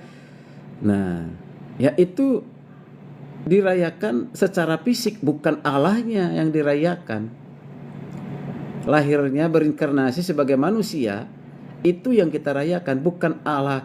Kealahannya itu tidak mengenal waktu dan tidak ada ditentukan oleh waktu begitu, ya. Nah, coba Pak 2 Petrus 3:8. 2 Petrus 3:8. Ya, minta maaf ini Pak Salmon dibaca ayat Alkitab, berkatnya besar di surga Pak, baca Alkitab. Ya. Karena suaranya lebih jelas saya lihat tadi ketika ngomong ini jelas. Ini sebabnya saya rekamkan untuk menjadi berkat bagian yang lainnya. Berapa Bapak ya? Ya, 2 Petrus 3:8. Oke, 2 Petrus 3:8. 3 ayat 8. 2 Petrus 3 ayat 8, demikian firman Tuhan. Akan tetapi saudara-saudaraku yang kekasih, yang satu ini tidak boleh kamu lupakan, yaitu bahwa di hadapan Tuhan satu hari sama seperti 1000 tahun, dan 1000 tahun sama seperti satu hari. Ya, artinya apa dari perkataan itu? Ya, sangat sederhana. Ya, tidak ada waktu dan tidak dibatasi oleh waktu. Ya Tuhan. Jadi jangan sampai katakan pengertian itu, oh Tuhan itu ada 1000 tahun atau satu hari. Nah, bukan itu maksudnya di situ. Ya, itu menunjukkan bahwa Yesus itu atau Tuhan itu tidak pernah dibatasi dengan waktu. Ya, dan tidak dikendalikan oleh waktu. Nah, ketika Paulus mengatakan pergunakanlah waktu yang ada, itu manusia. Ya. Oke, untuk manusia. Oke, satu lagi supaya kita masuk ke presentasi ya. Nah, ketidakbatasan itu disebut juga kebesaran Allah. Iya. Ya, kebesaran Allah. Disebut dengan His immanency. Immanency. Artinya apa? Ketidakterbatasan Allah. Ya, ini di dalam hal apa? Tempat. Artinya apa? Ia melampaui semua batasan-batasan tempat. Artinya dia bisa ada di segala tempat karena nanti kita lihat itu menunjukkan sifat kehadirannya.